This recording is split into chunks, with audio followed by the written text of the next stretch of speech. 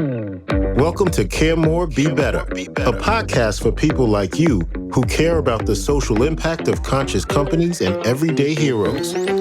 Hear inspiring stories from those who put people and planet before profit and personal gain. You'll learn how you can make a difference, vote with your dollars, and get involved today. Here's your host, Karina Belizzi. Hello, fellow do-gooders and friends. I'm your host, Karina Belizzi, an activist and cause marketer who's passionate about everything social impact and sustainability. Every week, I invite you to care a little bit more so that together we can all be a little bit better. Today, I'm inviting you on a different sort of journey as a part of a new series I'm releasing as we explore the power of fiction to push forth social issues. Story is a powerful way to communicate the complex challenges we face, especially when those challenges are multi-layered and seemingly difficult to tackle. To begin the journey, I'm joined by Juliet Rose. She's an author whose goals are to bring truth to fiction and change the narrative. She brings social issues into her work and currently has 3 published novels and a horror story published in an anthology. Her latest book, Prick of the Needle, is available now on Amazon for Kindle or even a traditional paperback. Well, wow. Juliet, welcome to the show. Thank you so much for having me on. Well, I'm an avid reader. I personally love to read fiction, though I often don't make enough time for it. And lately, I've been bringing on so many authors onto this show that I've been busy reading a lot of nonfiction by doctors. So your book was a welcome relief for me. I recently finished your copy of, let's see, what was this exactly? We Don't Matter. So I'd like to start by talking about that particular book. What inspired you to write We Don't Matter? Yeah, so I think my inspiration really came from I've spent, I feel like decades kind of like rattling the chains and trying to speak out about social issues to anybody that would listen. I also have written nonfiction and I did it as well there. And I just got to the point, I think last year, really, where I was thinking about how to reach people in a different way. And so as a writer, I thought a lot about writing these issues into fiction in a way that instead of feeling like I was staying in the soapbox trying to preach to people and get them to understand, I could weave it into a story where, the general reader would pick up that book. And instead of feeling like they were reading something that was trying to teach them a lesson, they were just reading a story. And in that, possibly being able to get a different perspective or just a perspective on something they hadn't thought about before. So ultimately, what you're saying is that you have the ability to reach people in a different way through this powerful storytelling when you can dig deep into who characters are and what might motivate them and see the challenges that we face in this time and then ultimately try to communicate around them. In that book itself, and I'm referring specifically to the We Don't Matter work, you're tackling things like protest and race, unsheltered or homelessness, and how we perceive them, the police state that some specific municipalities start to feel like to particular members of the community. I mean, it's a lot. I personally was very intrigued about both your story writing process and how you might approach this differently than when you do take the trouble to write it in a nonfiction format versus more of a story format. Yeah, I think that when you write nonfiction, you're really writing to a specific audience. Even if you hope that you'll reach different readers, you know that you tend to write to people that are drawn to it. And so you tend to be more single focused on your subject matter. Where in a fiction story, because our lives do weave in and out, you're able to bring in different subject matter because you're telling a story of a person versus telling, a synopsis of a situation or an issue. Yeah. Well, I personally just resonated with the format of the story. It felt like it flowed quite well. And as I began reading, because I've only got about 2 chapters into your new book, which just became available, I'm told, yesterday as we recorded this. So it's real fresh and new, hot off the presses or hot off the Kindle, as the case may Yeah. be. um, but even in this case, you're digging in to a particular two big issues. One is heroin addiction or drug addiction, and the other is the effect we've had on the climate with forest fires raging in different places around the globe. I've personally been affected by forest fires, not nearly as much as some people I know in my community who lost their homes in the recent fires in the Santa Cruz Mountains here. That was September of 2021. We were evacuated for 10 days. Our entire city was evacuated. And some of my friends in the mountains lost their homes. Those fires were started by um, well, it was lightning, and we don't often have lightning strikes here that hit the ground, but there was a series of them, and I remember that night waking up in the middle of the night to some of the loudest thunder and brightest lightning I had ever seen. Even when I traveled to other places that where they commonly have like lightning, heat lightning, and things like that. So there was something like 10 or 11 lightning strikes that hit trees in the forests, and it lit the CCU fire complex, which then was really difficult to get into because you're talking about woods that are deeply crevassed terrain.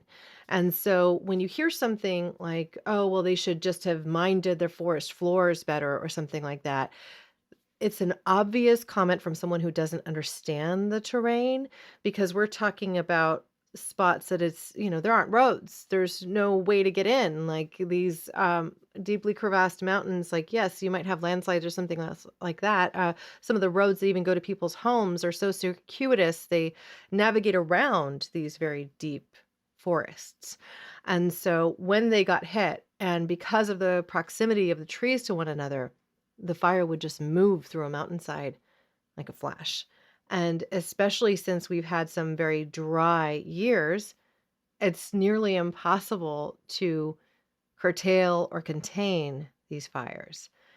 And so, why don't we dig into your process and just the content of this new book? Because, I mean, you have a female character who's essentially in the central frame, right? She's living as a firefighter, but she also has a very interesting history. So tell us about her and what inspired you to write this particular character in this book. Sure. So the main character, Wren, she is an ex heroin addict. She was sent to prison. She was arrested during basically a house raid, and there were enough drugs on site that she was sent to prison for 8 years. And during her time in prison, they offered a chance or an opportunity to start learning wildland firefighting because a lot of states are now using prisoners to do wildland firefighting simply because there isn't enough manpower to keep up with the demand. And you were mentioning kind of like the mitigation side of it.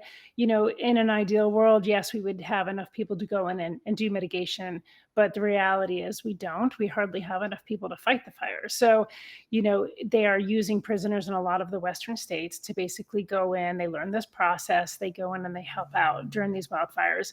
And then after they're released, some of them are offered the opportunity to continue on with wildland firefighting. And so that's what this character does. She goes to prison and is offered a chance to participate in this program. And afterwards, she gets out and she stays on with the program as a post-release inmate.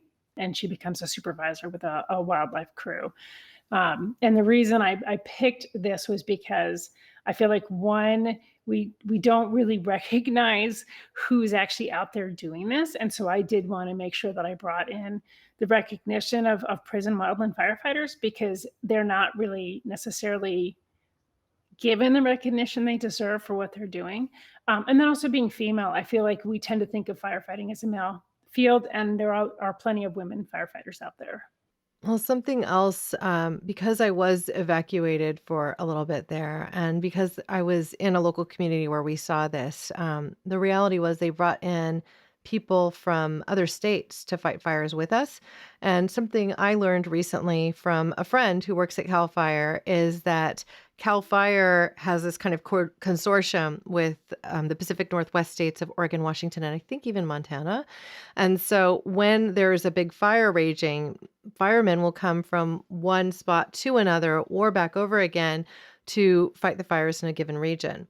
Like they'll set up their staging sites and essentially take over hotels that might be in the neighborhood. And my neck of the woods, that meant that they occupied a spot that would traditionally be used for high-end retreats called 1440 Multiversity.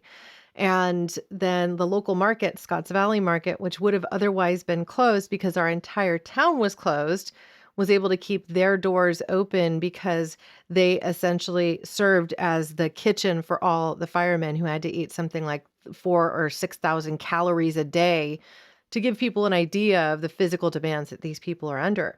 And so, we had like this small group of people here to support the firemen, and then also just ensure that people are safe by evacuating their homesteads. And so I think it's something that we're going to see come up more because the climate change that we face today is all real. Even if we stopped polluting today and had practices in place that put more oxygen out there and were drawing down more carbon, we would still see some of the backlash from prior experience because there's what they refer to as climate lag, right? And there's a lag in experiencing the damage that you do, just like there's a lag in seeing the damage you do when you stub your toe and, if you develop arthritis later, it's like the same thing. So if you were to point to a particular spot in this book that you think really helps to inform people about the sorts of changes that they might make, what would it be? Oh, that's a tough one. I mean, I maybe think there that isn't. Maybe it's throughout the story because I'm only a couple chapters in, so I really don't know yet. Yeah, and I think the story kind of is written in a way to reflect that there's no simple solution to this. There isn't like a just do this. And I think, quite often we're marketed to say if we recycle, if we do this, then we're solving the problem. But ultimately we're not, because even if we stop the things that we were doing today to the earth, it's not going to fix it. Like we have to then go in and repair it. We have to take steps that actually go the next step, which is to regenerate the earth. And so that's one of the things I bring up in the book is regenerative agriculture and, putting carbon back into the soil and taking steps to repair the damage instead of just stopping it. Because if we stop it, it's going to stop it, but it's not going to stop it. It's still going to progress because we need to actually take those steps to repair what we've done. And that's one thing I wanted to address in the book, but I want to address it kind of in a way that parallels like what she's going through with her past heroin addiction and, how she needs to repair herself. Because I think by putting again into fiction and showing those parallels of like, it takes more than stopping something that's damaging to move forward. We have to then also go in and nurture what we've done and fix it. And so that's really in the story where I think that pivot becomes, because she is a wildland firefighter and she spends every day basically going out there and trying to stop the damage. But the recognition of having to do more is Mhm. an integral part of the story. Right. Well, I think that's so interesting because in a way, what you're saying is the character is a reflection in a way of the fact that you can't just sit there and try to put out the fire with a wet blanket, just like she can't say goodbye to her addiction that way. And like maybe this firefighting is even like fighting against that addiction in a way, like her keeping so busy and using her physical body that way every day as kind of a way to escape the dragon that is the addiction, right? Absolutely. She has to eventually determine what brought her to the addiction in the first place. And so by fighting the fire, she's preventing the addiction for herself, Hmm. but she's not really actually dealing with the addiction. Right. Well, there's a couple of things that you also brought up there, which, ultimately, yes, if we were to stop all pollution today, we'd still see these fires probably rage for the next several seasons while things kind of cool down and settle, right? So there was an earlier interview where I brought on Manik Suri, and he has a company called Hello Therma, right? He brought to my knowledge the fact that refrigerant and the cooling chemicals are used in refrigerant are much more harmful insofar as being these greenhouse gases because of the fact that they can't be drawn down, right? And so we have carbon that we can draw down into our soil. And we've covered that in depth through the Regeneration series where we interviewed Paul Hawken and then also Tom Newmark, who is the co-founder of the Carbon Underground. But the fact is that like Earth wants to not remain bare. And going through this learning, I have started to look at the weeds in my garden a little differently. I'm like, Yep. oh, so let's see. You might not be, you're a volunteer plant, but I might not rip you out. I'm just going to trim this back a little bit and, keep my garden pseudo tidy, but I'm letting it go a little bit more wild in spots as a result. Because what I learned through this process of learning about even regenerative agriculture is that every time we disrupt the soil, we release its carbon. And so plowing releases carbon and doing something as simple as mindlessly like weeding or jerking plants out of the soil that way releases carbon. And I know that, a lot of these weeds will come back if I don't get them out by the root. But as I pull them out by the root, I'm actually changing the microorganism set within the soil. I'm releasing carbon. I'm disturbing the earthworms and other things that might be in there, making that soil healthy and able to sequester more carbon. And so I just think it's such an interesting thing as we learn more about regenerative agriculture versus organic, right? Because organic does not necessarily mean it's better insofar as carbon drawdown. Organic, if you're tilling the soil, you're basically releasing that carbon. You're also disturbing the soil in such a way that a lot of it will become dry, and that dry earth becomes dust, and that dust blows away. And now you've got erosion of your topsoil. You've got topsoil loss. And there's all sorts of statistics that show that our topsoil is depleting at such an incredible rate that if we don't do something to change our farming practices, we won't have soil to farm. So it's kind of, the problem with agriculture is so deep and so rooted that it's going to take a lot of us talking about it in different ways to push for change. And so I just want to personally say thank you for putting that in the book, and I can't wait to get there. Exactly, and that's why I put it in the book and showed it on like that kind of human side level of it. In the book, they decide to, buy land and start a regenerative agriculture farm, and they talk about that, like that they don't tell that they, because tilling, basically turns soil into dirt and dirt into dust, and so then you lose your topsoil and how you need to keep the ground covered. You don't have single crops. You really have to work in using multiple different species of plants to really feed that soil and using animals to free range and things like that, because I felt like it was really important to show it on a really simplistic level, because Mhm. again, we might hear about it, on this, higher nonfiction kind of level, and a lot of people will tune it out, or they won't really understand, or they'll just avoid it. And what I wanted to do was just bring it into like a real life situation. This Yeah. is what they decide to do, and this is how they do it. Well, I love that. And what I will say to anybody listening is Paul Hawken did write a great textbook on regeneration, and it's called Regeneration: Ending the Climate Crisis in One Generation.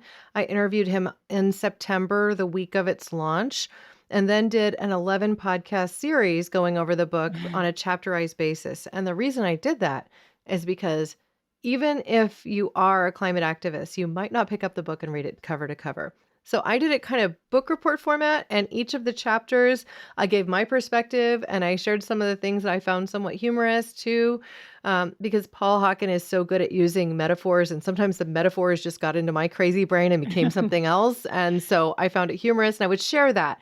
The reality is that I think through doing that, it kind of takes it from text format and, maybe, oh, it seems daunting to read this giant book, to something that's a little more digestible. Each of those episodes is basically 15 to 30 minutes. I think one of them might have been 40 minutes.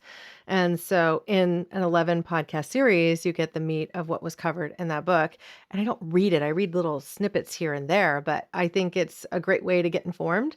The great thing about that textbook, I will encourage everyone to go out and pick that up as well, is that it goes kind of chapterized. So if you chose something that you were passionate about, like fashion, like I need to know more about what this fashion industry is doing to create a less regenerative system, you can go back to it. And so anyway, that book is out there. I'll include links to all these in show notes too. But I personally find that reading fiction to discover these stories is going to be, I mean, a page turner like what you've created thus far. Like the first book, I couldn't put down. This book, Prick of the Needle, I'm 2 chapters in and deciding that I need to write my life story. So you've inspired me. That's awesome. And I'm a nonfiction reader too. I'm somebody that, I absorb. I just constantly am reading nonfiction books. But I also understand the need to step away from that sometimes because it can get very heavy. And what I'm trying to do is bring not a lightness necessarily, but like if you think of like a sponge with the holes, it allows a little more to be absorbed in because you're not feeling that heaviness constantly weighing you down. And the world is heavy and we do feel that. I mean, I think all of us go through that. And especially those of us that are activists and are trying to dig in and change things. Like the world can get really, really deep sometimes. And so through fiction, I think it allows an idea to plant a Mhm. seed in people's heads without necessarily making them feel that heaviness. Yeah. So you're not clobbering them over the head with the do more, care more, be better. I mean, I get it. I mean, that's like how I live my life. I don't read enough fiction. I think for that reason, because I do care. Um, but I have done the same. I've kind of been stepping towards fiction a little bit just to even get my own brain a little bit of escapism as well. Wow. Yeah. Well, I just have to say, only 2 chapters in, and I was like, well, can I squeeze another chapter in before lunch? And I feel like it's going to be something I thoroughly enjoy. I mean, in this short time of reading this new book, Prick of the Needle, I mean, you're touching on drug addiction, loss of, you know, your love, being in prison and then becoming a firefighter, being a woman in a male-led type of world, doing things like having to wait until all the guys had showered until you got to do so. So you think about gender issues at the same time. You're not sitting there, clobbering them on the head with it, but it's like, okay, so yeah, she has to wait to go last type thing. Like this is just some of these moments, you can read into it what you will, but it's like you're doing it through story in such a beautiful way. And so I really encourage people to go out and pick up the book, Prick of the Needle.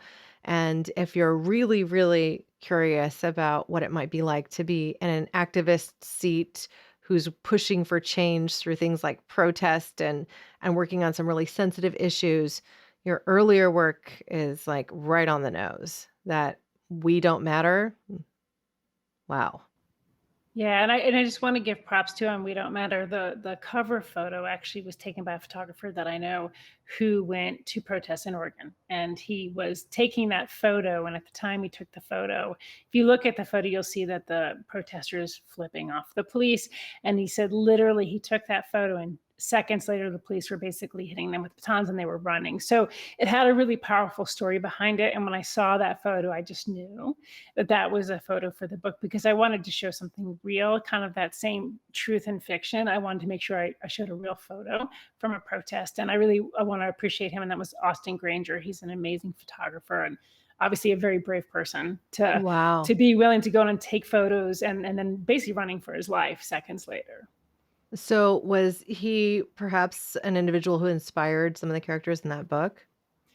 I'd actually written the book first, and I ended up somehow through another photographer finding him on Facebook, and I had just seen a different photo he had taken from the protest, but it was kind of just a scattered photo, like you couldn't make it out. And so I just went to his page and started going through his photos. And when I came across that one, it actually brought me to tears. I was like, "That's the one." And so I didn't know him. I reached out and said, "Hey, I wrote this book, and I think your photo's perfect for it." And so he said, "Well, would you mind if I read the book?"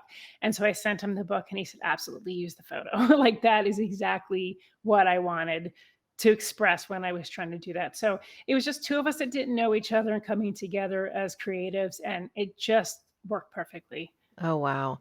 So would you mind giving our audience just a quick 1-2 punch of why that's so impactful, given who the main character of that book is? So the story basically, the reason it was really important to me is, I'm somebody that I was in my local town, part of Occupy. back when we Mhm. were doing that. My children were there. They protested with me. It's something felt was very important, that we need to use our voices, and at times our bodies, to fight for those that maybe don't have the ability. And the main character in that story is also just, he doesn't know this in the beginning of the story, but he discovers that he is gay, that a lot of feelings and things he'd been dealing with. He suffers some mental illness from the death of his brother. And so a lot of things that he kind of chalked up to that, he finds out are really him not connecting with himself. And so through that story, he really learns to find his voice. And in learning to find his voice and express who he is, he finds that he's able to stand up for others as well. And so that was a really important story for me to tell, because I think a lot of us stand in that position where we have a hard time finding our voice because maybe of what we've been through, or where we stand. And so we have a harder time knowing how to fight for others. And I think by finding ourselves, we're able to say, it's important that I stand up, that I took what I've learned, and I'm willing to be that barrier between this person and this brutality, this person and this reality. Yeah. Well, the reason I brought it up is because that character also was kind of a documentarian, right? Like he was trying to be a filmmaker, taking Mhm. footage of these events as they were occurring, and then being land blasted by the police for so doing. And I mean, the first pages of the book are essentially he's being, it's like a flash to later in the story. You're starting it from that point of like almost the climax of the story in a way. You start it and then you tell the story and get there where the police are chasing him. They want the footage that he has, right? Exactly. Yeah, he's And he's so a film student and he's about to graduate, and he, just films everything. And in filming everything, he happens to film some police brutality, something that happens. And the story does begin. He has to stash his camera and Mhm, run, mhm. because his own body is in danger. Kind of going back to that, sometimes we put ourselves physically in danger as well to do the right thing. And so a lot of what his voice is through his eye of his camera. Mhm. Yeah. Well, that was beautifully done. It's an abnormal kind of way to start a story too. So I was like, wait, what did I miss? Like I first started reading it, I'm like, this is like, you're right to the action, right? So really just, I think a very compelling story to read, a lot of challenges that we face in this time. I think he was also perceived to be a different race or something of that sort because of his skin color. And so there was some judgment around that you were tackling. And so I just think I mean, that was a page turner. And so too is this prick of a needle, even though, again, I'm only 2 chapters in. I started last night. Sorry. There'll be a lot more, you'll see. I get into also, and something I'm passionate about as well is, indigenous culture, and how we really need to be paying attention to indigenous culture and how they've treated the land and how their practices are, because I feel like we have missed the boat on the right way to do things. And I feel like by looking at indigenous cultures and how they work with the land and with animals and, within themselves even, you'll see a better way to be and how we can actually do a lot of repairing of the damage that we've done. Hmm. Yeah. Well, here. So, Juliet, I've really enjoyed this work so far, and I look forward to finishing your book. I'd like to invite you at this point to share with our audience any closing thoughts you might have, or if there's a question that I haven't asked that you wish I had, ask and answer it.